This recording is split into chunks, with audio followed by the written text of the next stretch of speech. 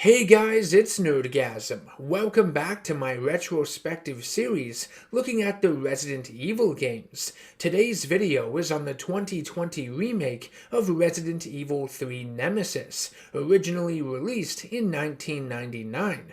This remake is not as widely admired as the one for Resident Evil 2 was the year prior. For reasons I will get into in this video, I understand why this was the case, from the viewpoint of die-hard fans who enjoyed the original, but from someone like me, new to this series who never played the original Resident Evil games, realize I went into this one without any preconceptions. I was experiencing this story and its characters for the very first time, and after playing it, though I find its predecessor, Resident Evil 2, to be the best game in the franchise from an objective stance, Resident Evil 3 is probably my personal favorite, the one I have the most fun revisiting.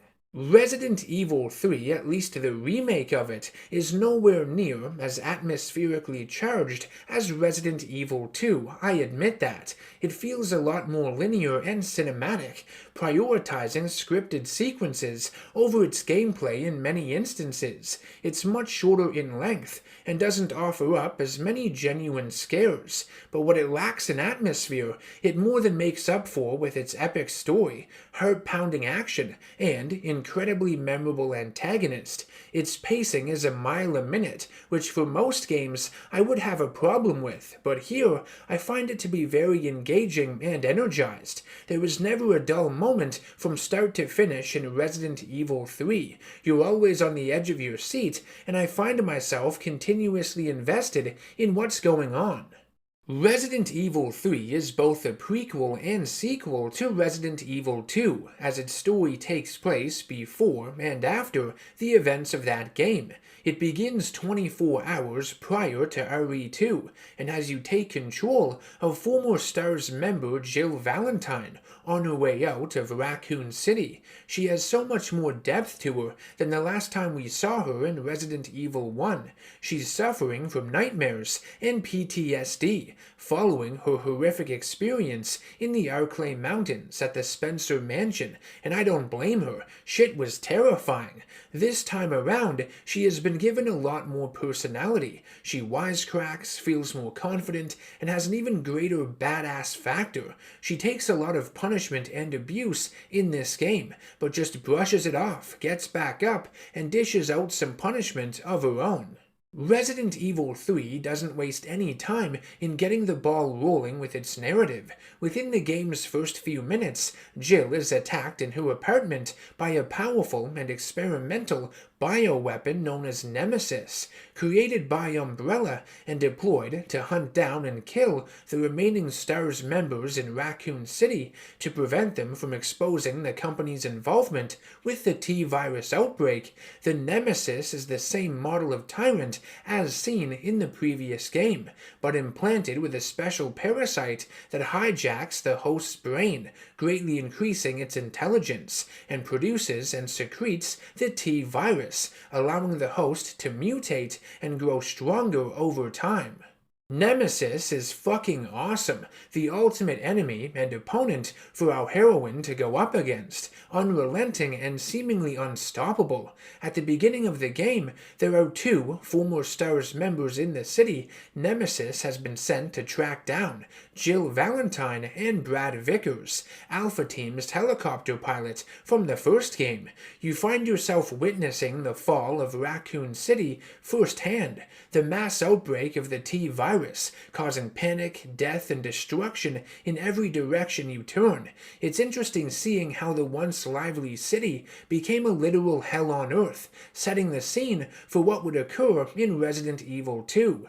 Brad Vickers is taken out of the equation very early on, becoming infected by the T-virus, leaving Jill alone to deal with the Nemesis monstrosity hot on her tail. While Brad's death is acceptable in the remake, I do admit it's much better done in the original version of the game. Having Brad killed by Nemesis as Jill watches on is far more powerful and really beefs up the creature's intimidation factor.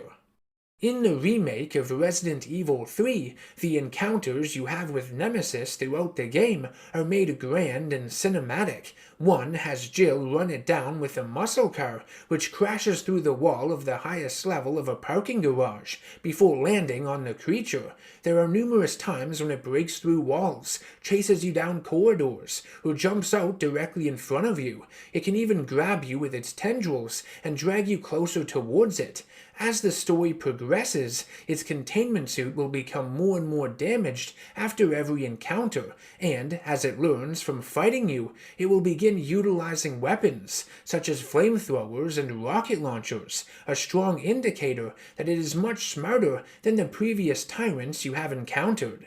In the areas where you do battle Nemesis, much like the other tyrants, you need to shoot its heart, which is protected with a covering. If you can land enough hits on it, you will down the monster temporarily, and it will drop item boxes containing extra ammo, or better yet, weapon upgrades. I love the little attention to detail with its AI during these battles, how it attempts to cover up its heart with its hand or arm as you are attacking it. After the first main area of the game in the Raccoon City streets, which look gorgeous by the way, there is so much color used, neon billboards and signage, rundown shops and restaurant interiors, Nemesis stops appearing as a non-linear stalker and is instead restricted to chase sequences and boss encounters, and this was one of the biggest complaints fans of the original game had towards the remake. In the original Resident Evil 3 from 1999, Nemesis would chase you frequently throughout the entirety of the game. It was like Mr. X from Resident Evil 2, but on steroids, T-virus steroids, and I can understand why this would have upset a lot of people playing this newer version. Fighting Nemesis required a lot more from the player gameplay-wise in the old game, and knowing you never really had room to breathe with this thing on your ass would have made it a lot scarier and more atmospheric for a greater length of the game than in the remake at least. That said, once Nemesis mutates into its larger and stronger forms, the quadrupedal Stage 2 when it falls into the river, and the massive blob-like Stage 3 after its body is melted in a vat of acid, I don't see how else they could have really done it in the remake. At that point in the story, Nemesis wouldn't have been able to function like Mr. X did in Resident Evil 2. Having those encounters be scripted and cinematic was the way to go. What Capcom needed to do with the remake was simply make the transformations of Nemesis more gradual and have you fight its humanoid form in a few more non-linear areas before having it mutate into its larger restrictive ones. Maybe even give it an extra form by making Stage 2 its third form and Stage 3 its fourth form, and then making it Stage 2 the one from the original game, with its torso exposed and one of its arms a cluster of tendrils.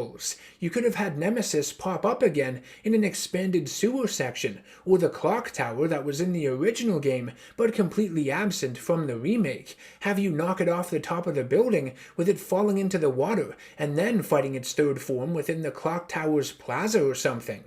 Resident Evil 3 doesn't offer multiple scenarios or playable characters from the start like Resident Evil 1 and 2 did, but it does, at multiple times in the story, have you play as Carlos Oliveira, a mercenary working for Umbrella's Biohazard Countermeasure Service, UBCS, that Jill runs into. The first time is when he goes to the Raccoon City Police Department to investigate it, in search of Dr. Nathaniel Bard, an Umbrella scientist who may have developed a vaccine for the T-virus.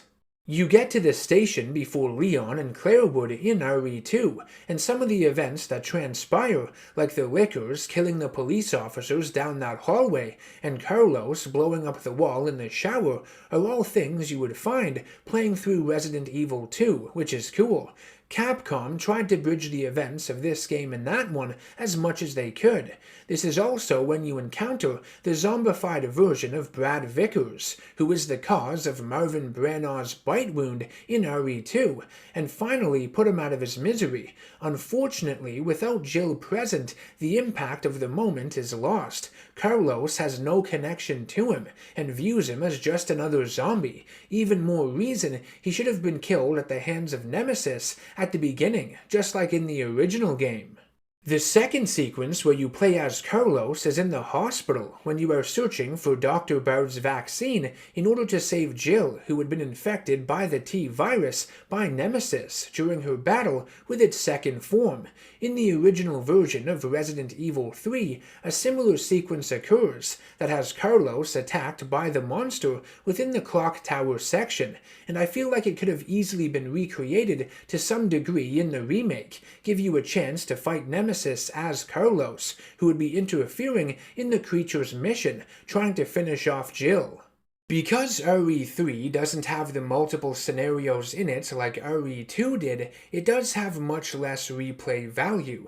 It would make more sense for Capcom to pad out the game's single story, single scenario, with as many Nemesis encounters in it against Jill and Carlos as possible. I think the game would have benefited by having a second scenario in it that would not only feature harder enemies and a greater number of them, but also more Nemesis battles, having the monster show up sooner in the story and more frequently, just like Mr. X did in the second scenarios in Resident Evil 2.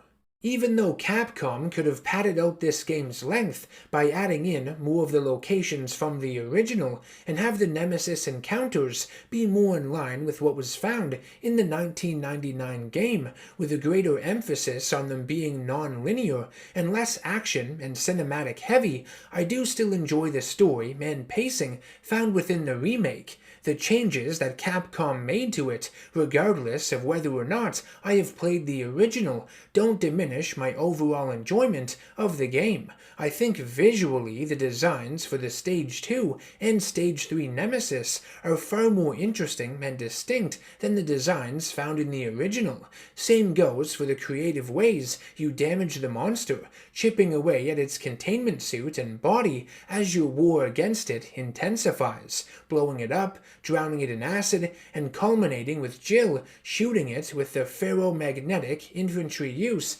next generation railgun or finger within the Nest 2 facility. She literally gives it the finger at the end, blasts a giant hole in its mouth, and sends it straight to hell where it belongs.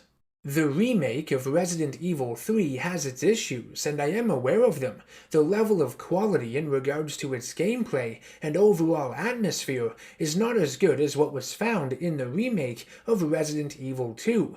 Both of these remakes were being developed by Capcom at the exact same time, and I feel like most of their efforts were aimed towards RE2 rather than RE3, with a lot of assets being shared between both teams, more so on RE3's side to save time with development.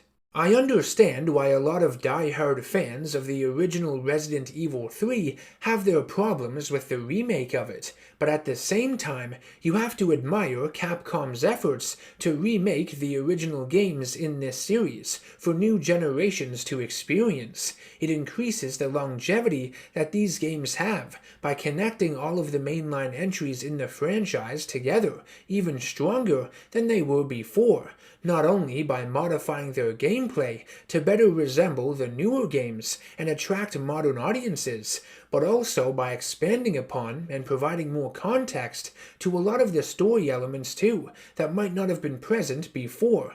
How many older game franchises can say they've done this to this extent? I can't tell you how many older games, popular or not, I wish were given this same kind of treatment, imperfections and all. If anything, we should be thankful we're getting these remakes in the first place. Something I love about Resident Evil 3 is that it sort of acts like the narrative glue of these first 3 Resident Evil games. It expands upon many of the ideas introduced in the previous 2 titles, and sets up many elements that future installments would draw from.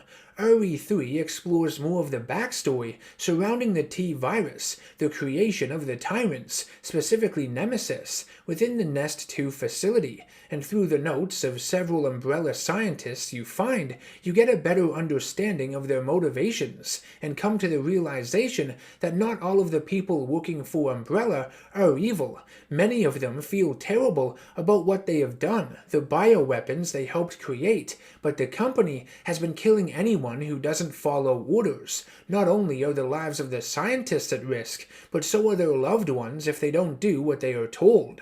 Umbrella has been a character in and of itself in many of these Resident Evil games, and giving the company, and more so its employees, complicated motives like this that aren't just black and white adds an extra layer to everything going on. You have to keep in mind that Umbrella is a pharmaceutical company in the eyes of the public. That's how they present themselves, and that's the kind of company a lot of these people believed they were working for, handing their resumes into, before learning the darker truth, and by then it was too late. The main narrative of Resident Evil 3, outside of Jill's ongoing battle with Nemesis, revolves around the T-Virus vaccine, developed by Dr. Nathaniel Bard. After Jill runs into Carlos early on in the story, who helps her fight off Nemesis, she is introduced to the rest of his team of UBCS mercenaries, Tyrell, Mikhail, and Nikolai. They have all been ordered by Umbrella to evacuate civilians out of Raccoon City, but the real reason they're there is to locate Dr. Bard and his vaccine, so Umbrella can of course use it to cover up their involvement in the T-Virus outbreak. Due to the uncontrollable infestation of the deadly virus in Raccoon City threatening the rest of the country, the US government is planning a missile strike that will destroy the area, and the T-Virus along with it. It's basically a race to find the vaccines, proving to the government that there is a way to stop the outbreak without resorting to nuking the damn place. As one would assume, like all of these stories, one of these mercenaries is not like the other, having their own hidden agenda. Nikolai is the asshole among them, who was hired by an unnamed organization, presumably one of Umbrella's rivals, to sabotage their entire operation and quell their efforts of covering up the T-Virus by destroying any existing vaccines, letting the virus run rampant. He also has been tasked in gathering battle data from Umbrella's bioweapons. Right from the get-go, you know Nikolai is the villain. The game doesn't try at all to hide that fact, which makes his character very predictable and cliché. Mikhail becomes suspicious of Nikolai's actions, believing he had caused his team to be ambushed by zombies, and Nikolai offers no explanation. He shows complete disregard for the lives of his teammates, shooting one of them that he believes is infected without checking for a bite wound first, and he's even a sexist, believing Jill is incapable of holding her own when under pressure. The guy is a total prick, and all of these moments happen very early on in the game's story. He has villain written all over him, and nothing he does makes you think otherwise.